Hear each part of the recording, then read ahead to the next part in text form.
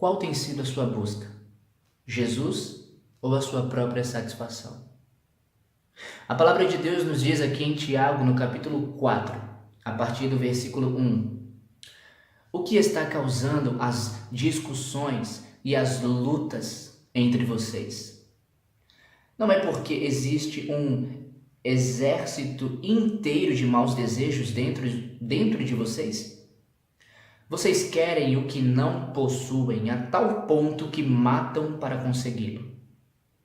Desejam o que os outros têm e não podem adquirir, portanto começam a lutar para tomar deles. Contudo, a razão pela qual vocês não têm o que desejam é que não pedem a Deus. E mesmo quando pedem, não recebem, porque o objetivo de vocês está todo errado. Vocês só querem o que dará prazer a vocês. Gente infiel, vocês não percebem que o envolvimento com os prazeres pecaminosos deste mundo torna vocês inimigos de Deus?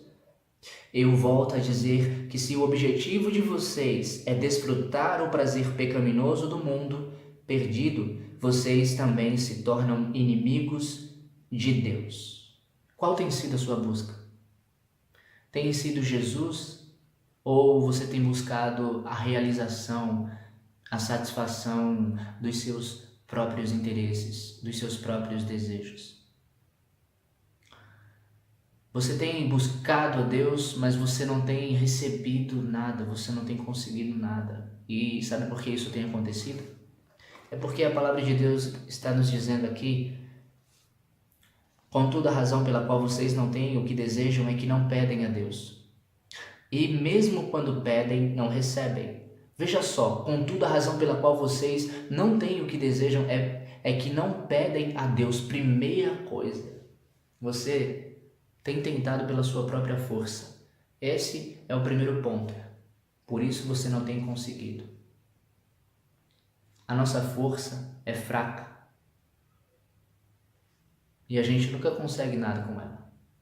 Sabe por quê? Porque a nossa força usada com uma lógica que nós temos acerca daquilo que nós vemos e que nós entendemos, mas não como devemos, não como é de acordo com a vontade de Deus, faz com que a gente pense que a gente sabe, e aí a gente vai lá, mete a cara para fazer e dá tudo errado. Contudo, a razão pela qual vocês não têm o que desejam é que não pedem a Deus. E mesmo quando pedem, não recebem, porque o objetivo de vocês está todo errado. Vocês só querem o que dará prazer a vocês. Pedir a Deus é fácil. Desejar possuir é fácil. Mas tudo se trata exatamente da intenção. É muito fácil você falar palavras bonitas e você fazer aquela oração e tudo mais, né, e tal, aquela coisa. Mas você não está sendo sincero de coração. A palavra de Deus fala em Salmo 51:6 que Ele ama a verdade no íntimo. É no íntimo, Ele quer a sinceridade do íntimo. Ele não quer palavras bonitas. O Senhor disse: esse povo me honra com os lábios e me honra com a boca, mas o seu coração está distante de mim. Então, você tem pedido, mas você não tem recebido. E isso se trata exatamente dos seus próprios desejos, da sua própria vontade. Você tem buscado pelas coisas para que você desfrute da sua vontade. E com Deus não é assim. Deus conhece a nossa natureza, Ele sabe. E como é que eu vou chegar para Deus e vou pedir? Deus é Espírito. Jesus disse em João 4:23. E como é que eu vou chegar para Deus, que me deu uma vida espiritual em Cristo, que me deu uma nova natureza em Cristo, que destruiu o eu pecador, a minha velha natureza, e vou chegar para Ele para pedir coisas para minha satisfação, para minha própria vontade? Eu tenho certeza que ter uma atitude dessas significa que eu ainda não entendi porque Jesus morreu na cruz por mim. Eu posso ter sabido, né? Porque uma coisa é eu receber a notícia.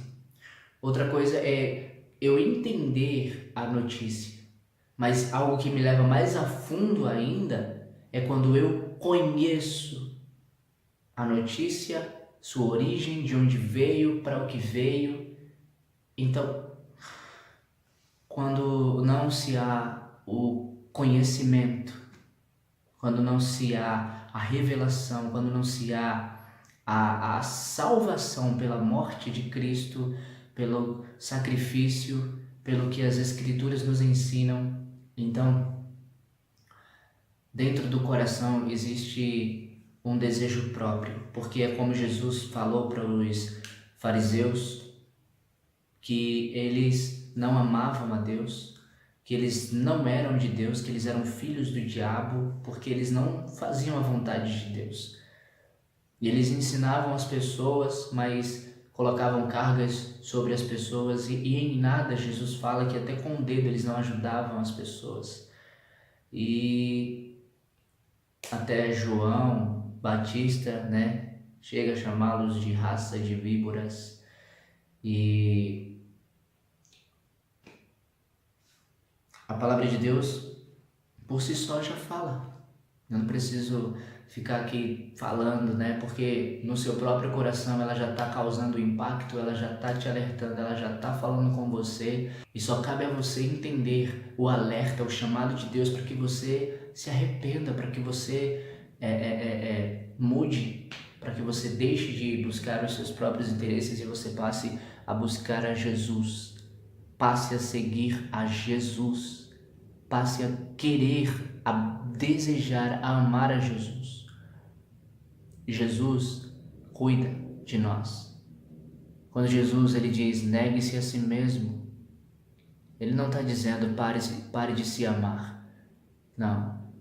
Ele está dizendo, está vendo as suas vontades? Está vendo os seus interesses?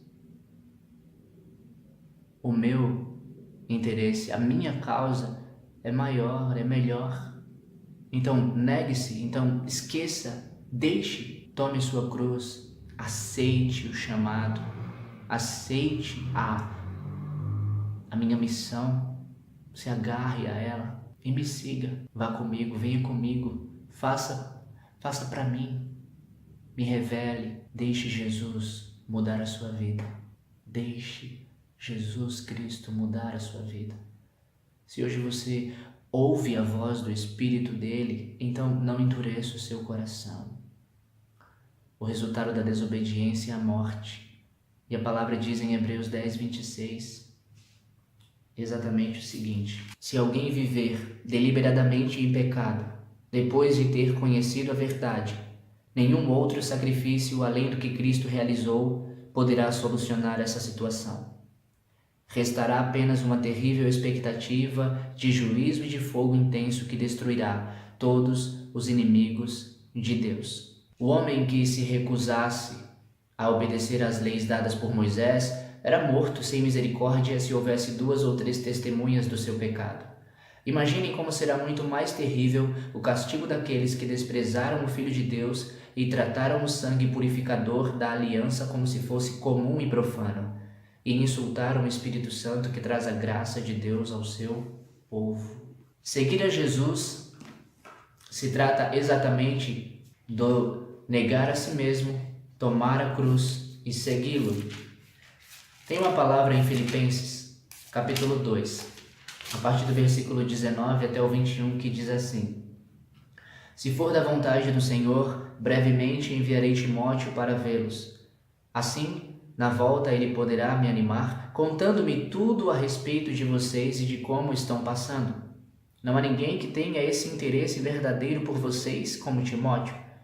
Cada um parece preocupar-se com os seus próprios planos e não com os de Jesus Cristo. Jesus ele tem interesses e ele tem preocupações. Jesus tem planos. Mas a palavra também nos diz que nós fazemos os nossos planos, que nós temos os nossos interesses. Mas deixar os planos de Jesus, deixar os interesses dele por causa do nosso próprio interesse, isso não está certo. No dia em que o Senhor voltar, ele julgará a cada um por cada coisa que fez. Então, enquanto nós temos tempo, vamos nos esvaziar de nós mesmos pelo Rei e pelo seu reino. Vamos crucificar a nossa carne. Vamos entender o real motivo por que Jesus morreu na cruz. E deixa eu dizer aqui, o real motivo foi o amor. Só isso. Não tem mistério. Amor puro e santo. Real, tocável, acessível. Amor. Um amor libertador, um amor transformador. Um amor que, gera dentro de você a nova vida dele. O amor que cura todas as feridas.